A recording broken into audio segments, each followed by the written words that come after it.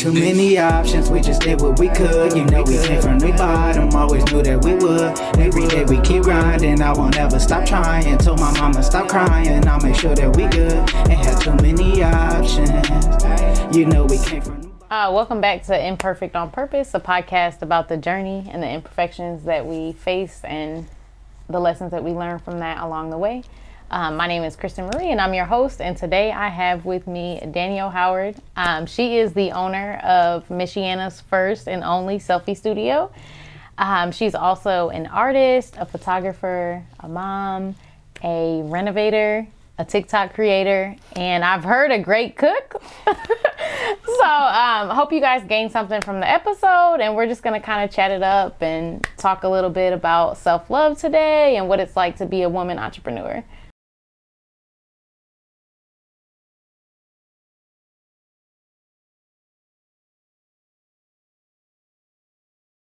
Can you tell us a little bit about how you got the idea for such a unique space like this? And not even just a unique idea of the selfie studio, but also for yourself to become kind of an entrepreneur.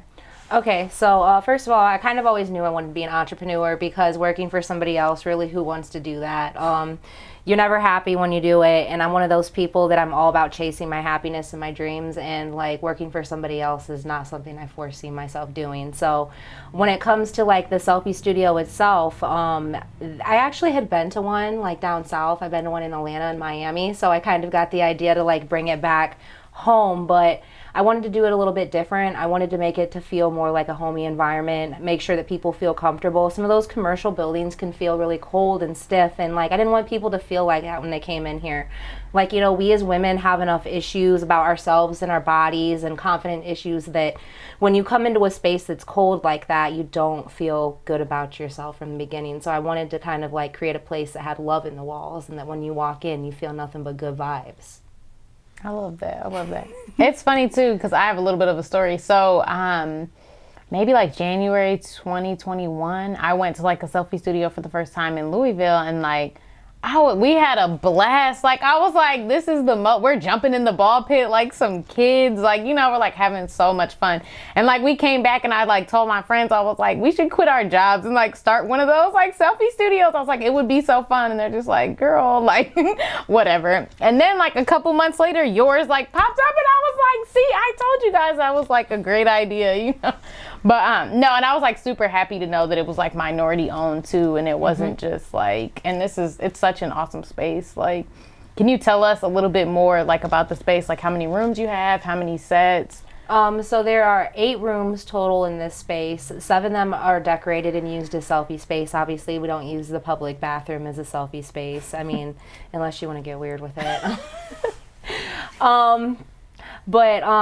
So with the inspiration for all the different rooms, when I tell people this, they think I'm crazy, but I didn't really have any inspiration when I came in here. I just like listened to what the walls told me to do to them. And I just came in here and started painting color, and it actually ended up working out very well because all the colors and the schemes I was able to like use for different seasons and stuff. So I was actually able to just not use them for one season and session, but like able to like expand on my creativity and like take from like the same rooms and make it into something completely different with every single season, which was difficult in some rooms. I mean, I got colors like pink, and it's hard to make black. Christmas pink, yeah, black, you know, stuff like that. So I don't know, it was just a lot of this space came with just, it was me and this weird part of my journey, and I was working a lot on my inner child healing, and a lot of this was just my inner child just screaming out just and wanting to have fun and come in here and make a space that she would have loved. Like,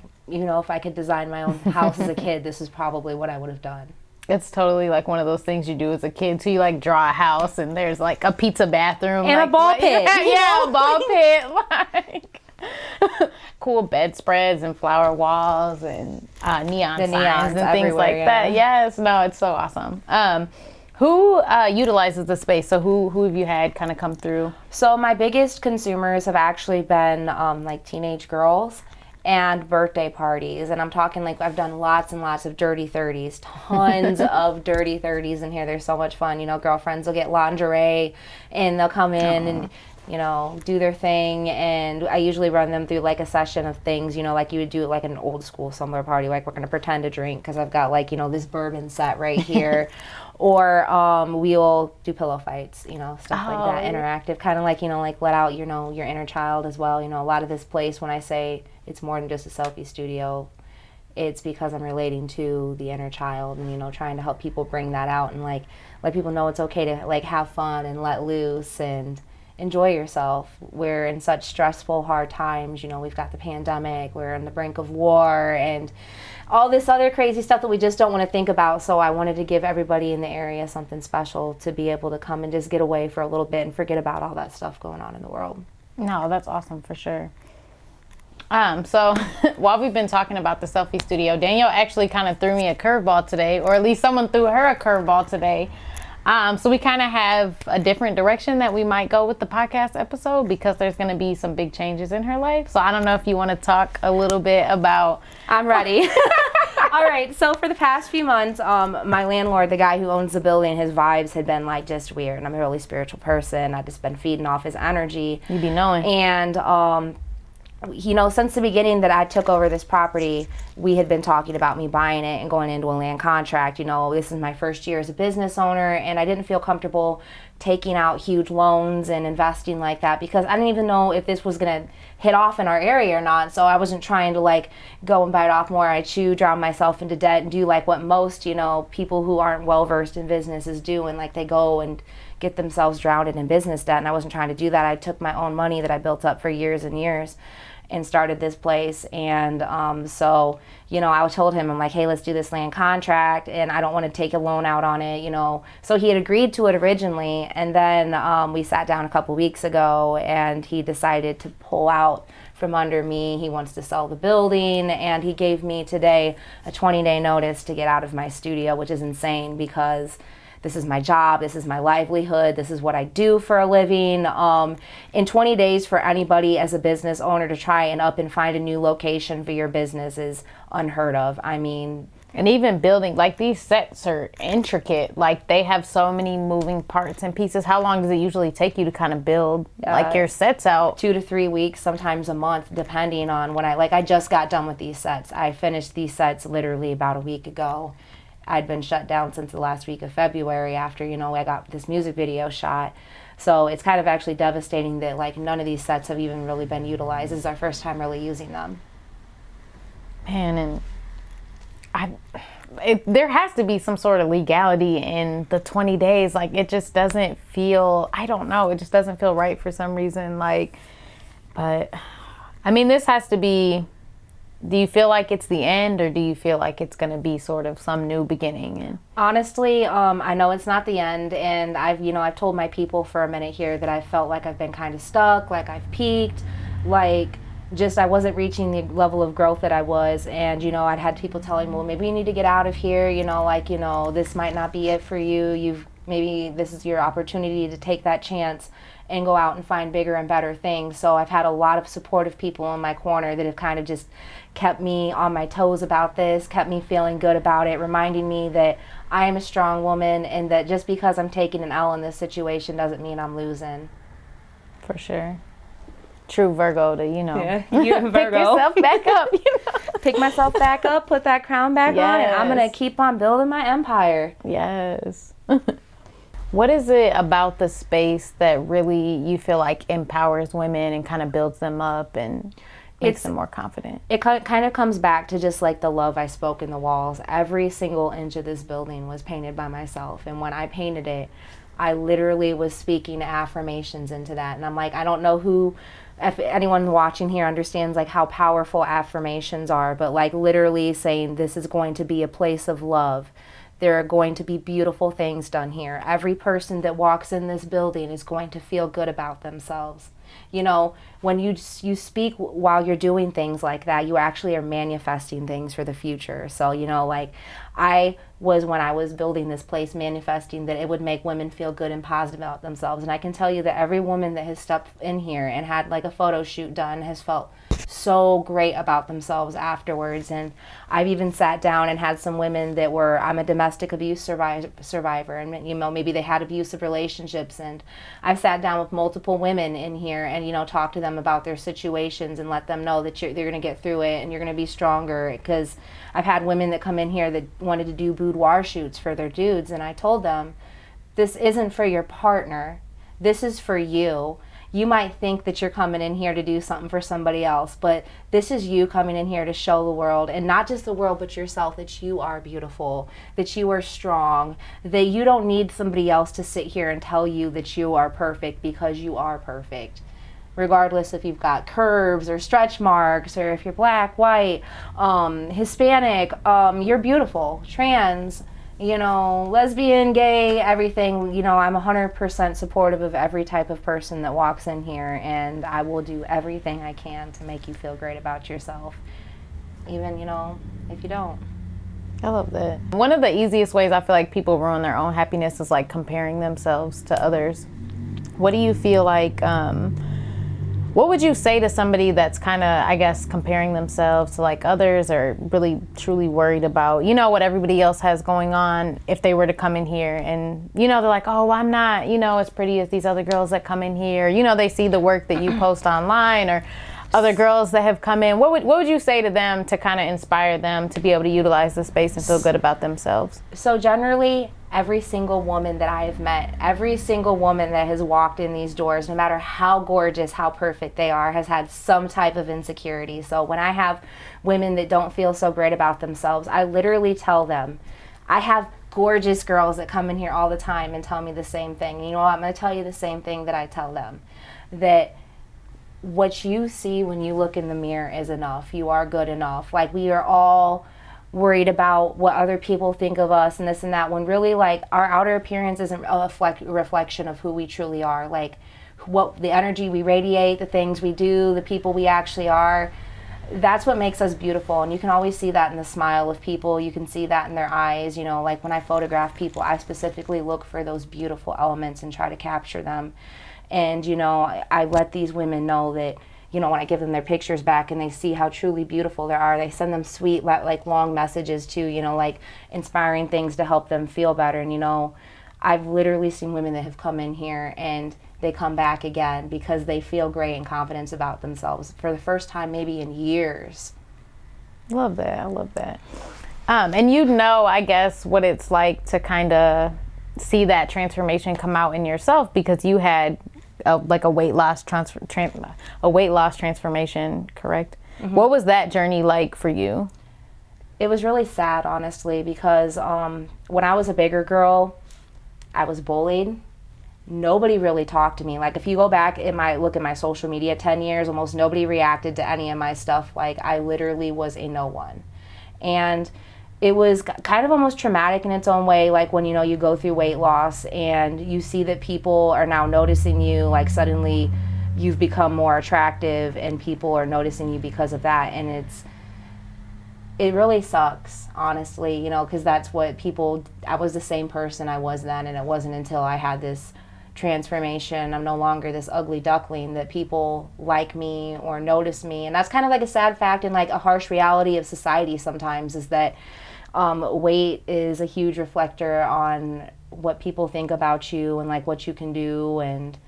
But I try to let other people know, like, don't let that hold you back. Try not to let that mentality get you down sometimes. I have other friends that are going through weight loss transformations themselves, and they kind of like get in that same mindset, like, I don't understand why people didn't look at me like this back then, but now everyone's suddenly interested in me. And I said, you want to know what you do with those people? You just ignore them, because if they couldn't give you that time of day back then they're not worth your time now. And if they want to be your fan now, all the more power to you. Like, if you want to be my fan because you like me now, then you can be my fan, but you're not going to be my friend. I like that. I like that. Okay.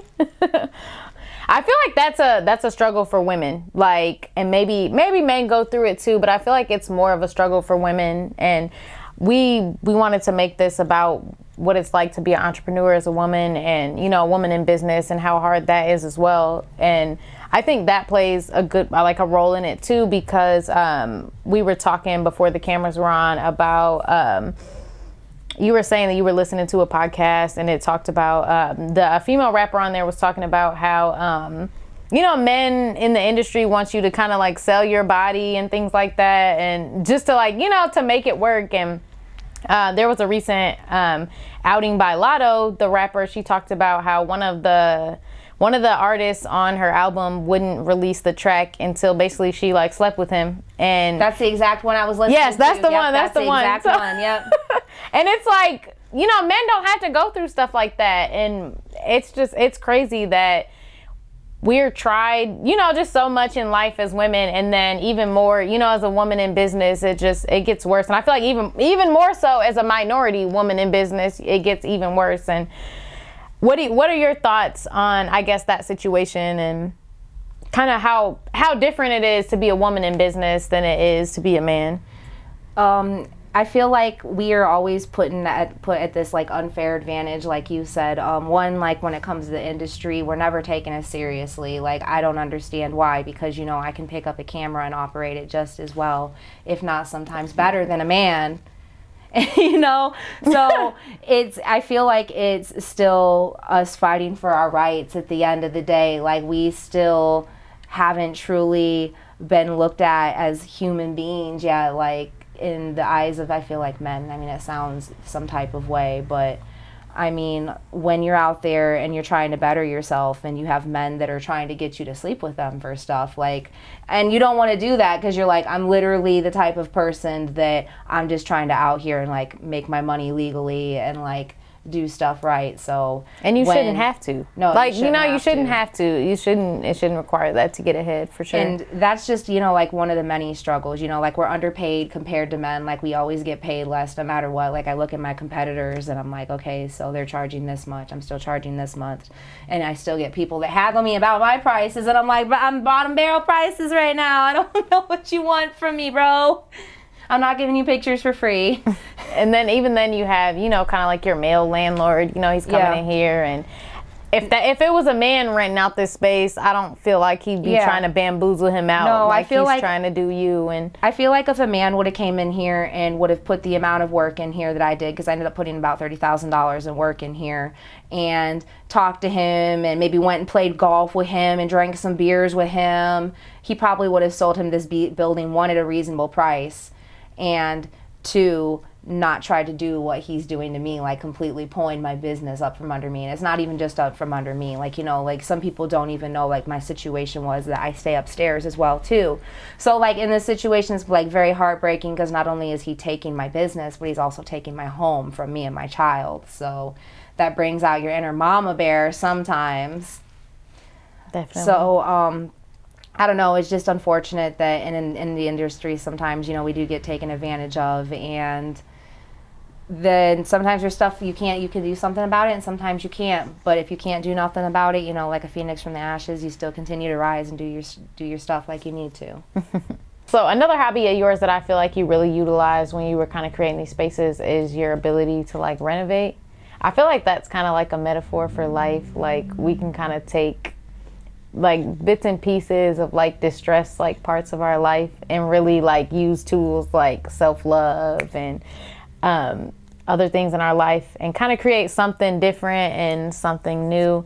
What has that experience been like for you? Do you feel the same, like that it can be kind of a metaphor for like your life?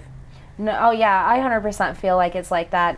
Just because like you see like a raw piece, and you see the bones and you see the structure and you see like the initial beauty, but just like like when you see another person or another human being, like we all need like to do like inner work and this and that, like on ourselves. Yeah. So it's like like you've got this raw material here, what are you going to do with it next? So you have to put in the work, like the steps, like like you got to put in the self-love, and you got to put in the healing and the journaling and the eating healthy and like all those affirmations, all those good healthy habits and things like that, so that you can build yourself to your higher version of you, or like you get your refurnished piece at the end of the day. No, definitely. And I feel like it's funny that like we can even relate people to like furniture, but even when people come in your studio, how you talked about how you build them up, it's kind of like if you know, there's like a piece and it's as if you're just adding, you know, a little bit of paint to those people, or, you know, some new doorknobs, and it really just, all of a sudden it looks like they look like a completely different piece. And I think that's super awesome. I feel like a lot of times too, we get fixated on like the final product of things. And so, I feel like one lesson that a lot of people have to learn, and even I went through this, is that we can't really get, you know, too focused on that. We have to really, I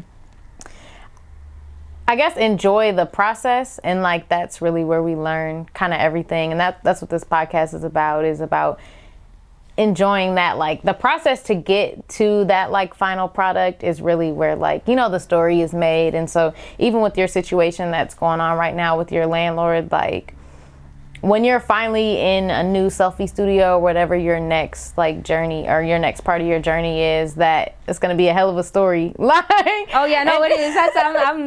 It's going to be a hell of a story, and I'm kind of excited to like tell it and share it out there. So like, building on what's going on, I also am working on a book called I Risked It All Just to Lose It All, and I'm kind of going to tell the backstory of like my days, how I started out. You know, I thought I was a gangster back in the day. So we're going to kind of talk about my past and how I went from, you know, doing what I was before to building myself to be a better woman and a businesswoman, and the loss of my business, you know. So it's all going to be included in that story, and how even though I lost everything, I risked everything, I'm going to still continue to stay strong and build myself up. So, you know, it's kind of exciting. I think too that like, at least for me, that's like one of my favorite like quotes, is that it's really about the journey, or it's really the journey, not the like destination, that makes the story. So these little bits and pieces of your life, and, you know, like getting this space and losing it, you know, the tough landlord or whatever he wants to be in life right now. But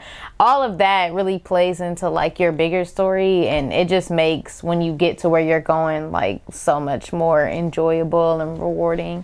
Okay, trigger warning. Trigger warning.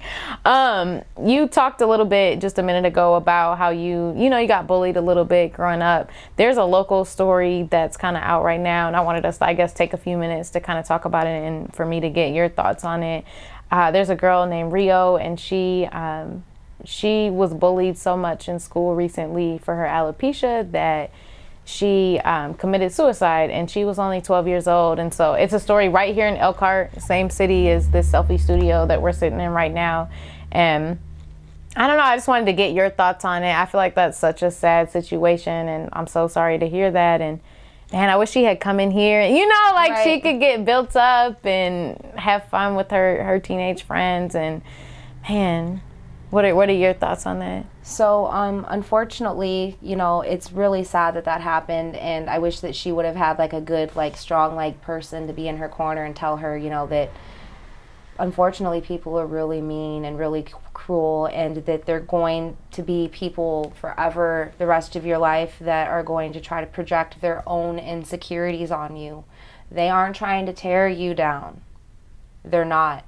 That's things about themselves that they are not happy about, that unfortunately they have to go out and spew onto other people because they don't know how to resolve their own problems and trauma. And I wish that the younger generation had someone to kind of come in and explain to them more, you know, like mental health is so important and it's not spoken on enough.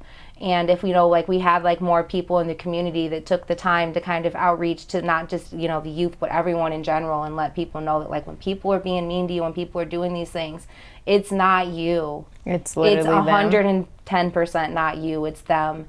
And it's really sad to hear that, you know, like such a beautiful young little girl was struggling with such cruel kids. And I really hope the parents of these children sit down and let their children know the repercussions of what they're doing, and like maybe give them a speak on mental health and see like what their problems are and what they're suffering from and why they're being this way to other kids.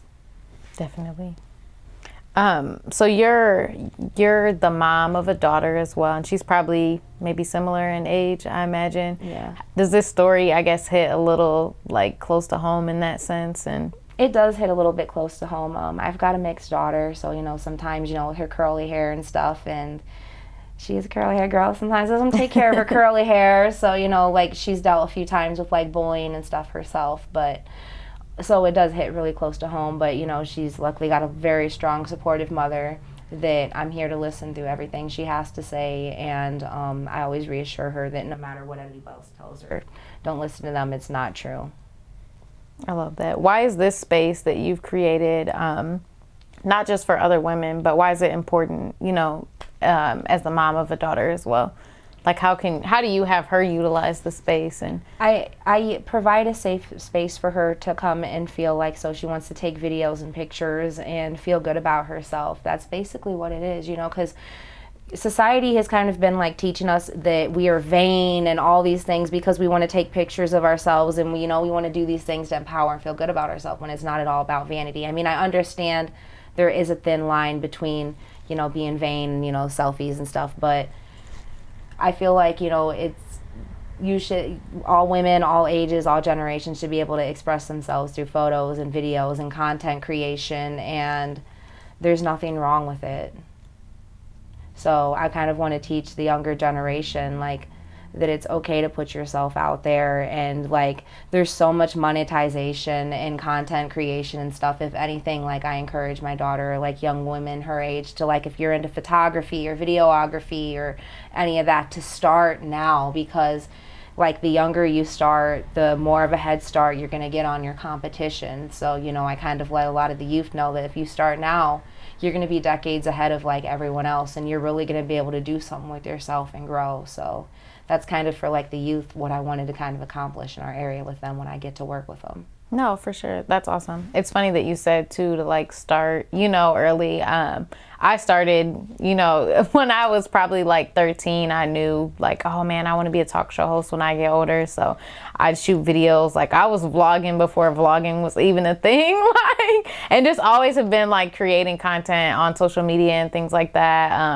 And it led to, you know, a degree in marketing, and now like this cool podcast and things like that. So it could turn into be, you know, her career path if she sticks with it. And I think that's good advice for the younger generation, because the tech is only going to get more advanced, and this type of stuff is really what's in and what's growing, and I don't think it's going anywhere. So that's awesome advice. So you really overcame a lot. I feel like a lot of people want to or wish they could skip like the struggle. If you could pick one of the things that you've went through or one of your struggles and kind of say, man, I'm glad that this, like, you know, this happened to me. It really came in handy, like the lessons that you learned from it. Which, I guess, struggle would you pick?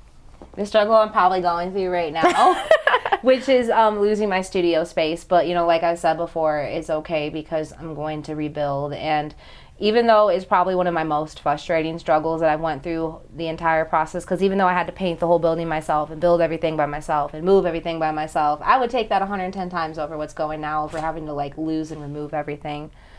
So it's a hard struggle. I mean, like, this is this is everything I built. This is my whole entire life. It's, you know, when I built it and came out, I was kind of in hiding. Nobody really knew I was doing it until I popped up. Mm-hmm. So, I mean, it's just frustrating as a business owner that sometimes you put your trust in other people and thinking that, you know, they're going to be good, trustworthy people and hold up on their end. And you sometimes learn that when you're in business that you don't do nothing without contracts, don't do nothing until every I and T is dotted, and don't trust nobody in the industry, because everyone, you know, not everyone's out to go get each other, but unfortunately there's people out there that are only looking out for themselves and their best interest. So I struggled for a long time with just being a generous and good-hearted and kind and trustworthy person, and because of that I kind of ended up in the situation that I'm in now. But it's okay, because I learned from it from the future that I'm gonna have to be a little bit more, I wouldn't say mean in business, but I'm gonna have to be a little more blunt and just upfront about stuff and like not be nice anymore. No more Mrs. Nice Lady. No more Mrs. Nice Girl. What would you tell another female entrepreneur thinking of kind of just taking her savings and starting something? Don't use your savings. Try to build business credit first and save those savings. That was like probably one of the things that that I kind of like learned throughout the process. Like, I mean, is it bad to take out business loans? No, it's not, but you have to build up that business credit in order to do it. So if I let a female another female know, first do your research on like your business credit and how to build it. Make sure you have a business bank account, get your LLC or your licensing, you know, register your EIN through the government. Like, this is all stuff I'm telling right now that a woman can do to go out and start her own business. Like, those are all straight advice. So if you're listening to this, that's half the stuff you need to do to go out and get your business started. And this is stuff that you probably had to learn firsthand. You didn't have somebody like, you know, kind of telling you. So it's good that, you know, like somebody can see you and say, okay, she did it, you know, this way, or now she did it a different way, but I can learn, you know, from her, like her teaching and what she went through with her. So appreciate that. What do you feel like your biggest imperfection has been, and how have you or will you overcome it? I'm really critical on myself, like, you know, hardcore, very perfectionist, and Virgo. I have to hit Virgo energy.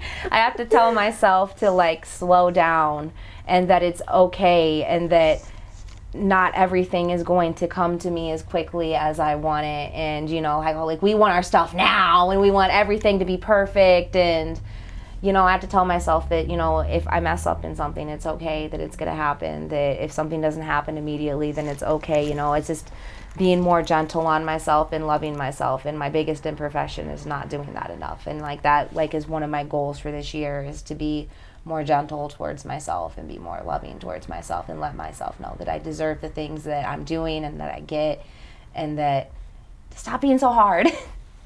Man, from a Virgo, I just felt all of that. Like, that was so me. Like, jeez.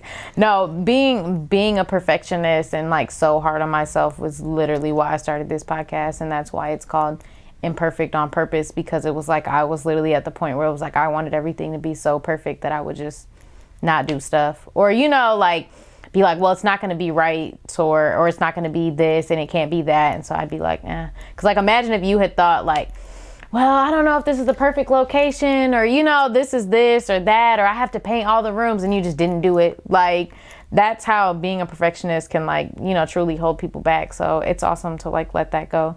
But you also said loving yourself more. So you're in here inspiring all these women, and now you're like, dang, I need to tell myself. So how do you feel like you're going to be able to like do that for yourself, like empower yourself enough to be like, okay, I love, you know, myself so much? It's really just attending to my inner child, because, you know, like there's like, I do love myself, but there's these parts of myself that I didn't address because I for so long lived in like flight or fight mode.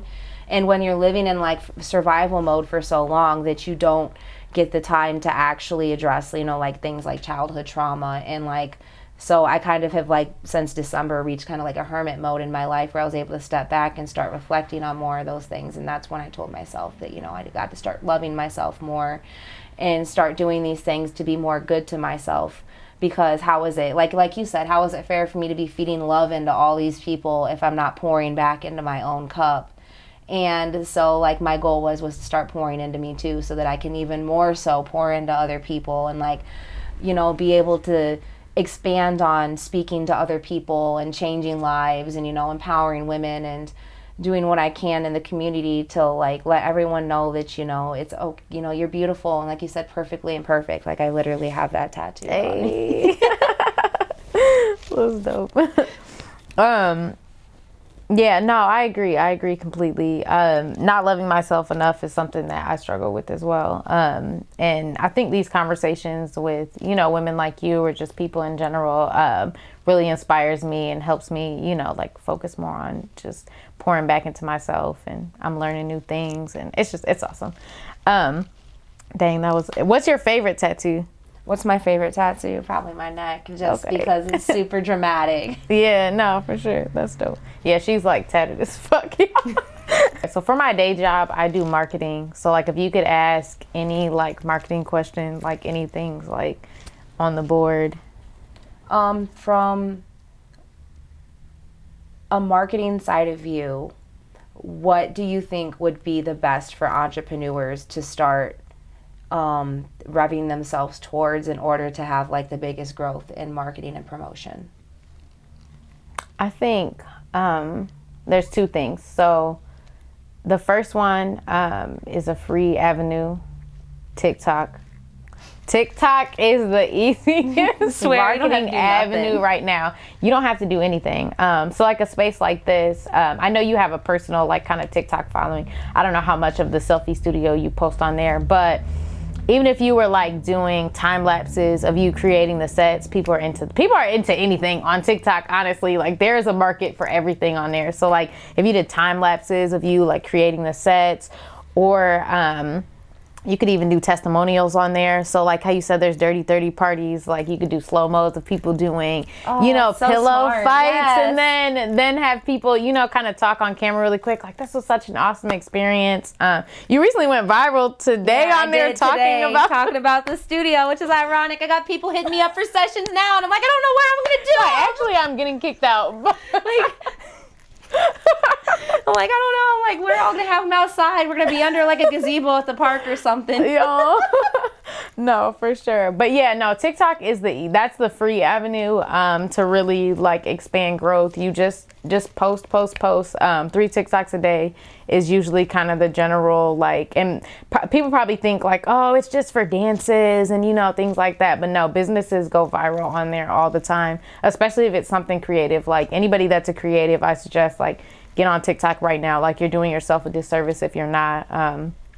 And then the second avenue is paid, but Facebook ads, like Facebook ads really does help. Facebook ads can get you there. Okay, think about the way that the way Facebook kind of hijacked the election in like 2016. They did the same for businesses essentially. Like, so they actually made it so their algorithm, most businesses don't show up in the algorithm at all unless you're paying for advertisement. Like, and I noticed that myself because like I wouldn't put any money on some of my posts, and then I would boost a post, and the next thing you know, like my post has 100 and something shares, and then it's got 700 likes, and they actually had kind of hijacked it for us, so we have to pay for that advertising now. And is it worth it? Yeah, but it does suck because, like there's some people that, they're beginning entrepreneurs, and I can say as a newer entrepreneur myself, you don't always have as much advertising into the budget as you want. You have to worry most of the time about paying the bills and, expenses and so on and so forth. I will say, and Facebook I feel like is probably one of the cheaper, I guess, and if you advertise on Facebook, it also puts it on Instagram, if you have an Instagram account linked to that Facebook account too.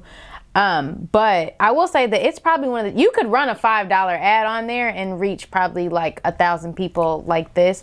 So like maybe just skip, I don't want to say skip a meal, but like skip a Starbucks coffee so you can like afford the like $5 ad. It's so much, because then you'll get, let's say you get 2 people that book a session after that. You made that money back for sure. So yeah, it's definitely worth the like, I would say anytime I run an ad, I don't think I've ran an ad more than $100 on there. So like you could make it work on Facebook. I say I'll do like $10 a week and like $2 a day, and like I've like seen like my interaction go between like 3,000 to 4,000 people like it's reached, and I'm like, that is a lot for that amount of. And then those people share it, and then it goes to other people. So it's really just puts it out there more. But if it's like catchy content or it's something else, then it's like it's getting shared. So like it works. And those are the 2 avenues I feel like that are the best and the fastest way to kind of get growth. And then in addition to the TikTok, I guess Reels on Instagram is basically like the same thing. So if you could repurpose those TikToks, not with the watermark. If you put the watermark on there, it's not going to show it to as many people. So like recreate the same TikTok on Instagram Reels, and then on Instagram Reels. It's gonna show it to at least like 3,000 people for sure. So those are my top things for like growth right now. And like that's just, you kind of got to gauge it by like what's in, but short form video is in. So Facebook even has Reels now too. So Facebook and Instagram Reels, TikTok, and then Facebook ads. So so where can people find you social media wise? I have a Facebook page. It's Green Queen Selfie Studio, and then I also have a website, http www.greenqueenselfiestudio.com. Okay. And what about your personal ones? My personal ones. Unless you don't want people to follow you. No. I've got so many followers. I feel like that's the problem. Why my one Facebook is just banned forever because I got haters or something on there. So like my personal Facebooks, I'm actually in the process of kind of like trying to rebrand myself, and like I want to try to start keeping my personal life and everything more private from my business life. So I don't want people really following me on that. They can follow me on Instagram, Sydney Genocide. If you want to follow me on Instagram, all the more power to you. But for that most part, is just. Sometimes as a business owner, you run across people that will literally try to pick and find anything about you in your past and hold it against you because they only want to see these old versions of you instead of the new version of yourself. So because of that, I still have people that will hold me accountable for who I was in the past. I'm in the process of like kind of trying to pull away from some of my old social media and like kind of just go straight business owner mode and go really private in my personal life. That works. Anything else you want to say to the pod, to the people out there? No. Your landlord? Not my landlord? No. I don't fuck with you. No, but thanks for coming through. I hope y'all like this episode. Yeah. Just happened to become everything I thought I'd be. I can't take defeat, control the temp, I bring the heat. In the end zone, trying to make a way to put my friends on. Took 2 years to set a foundation we could build on. Play the cards I was dealt, I must have played them right. Life ain't come with no directions, I'm just taking rights. I woke up and asked my dreams if they could stay tonight. I'm just trying to motivate or even change a life. Gotta win, I ain't got too much to lose. Barely had options, I ain't had too much to choose. Many options, we just did what we could. We came from the bottom, always knew that we would. Every day we keep grinding, I won't ever stop trying. Told my mama stop crying, I'll make sure that we good. Ain't had too many options. We came from the bottom.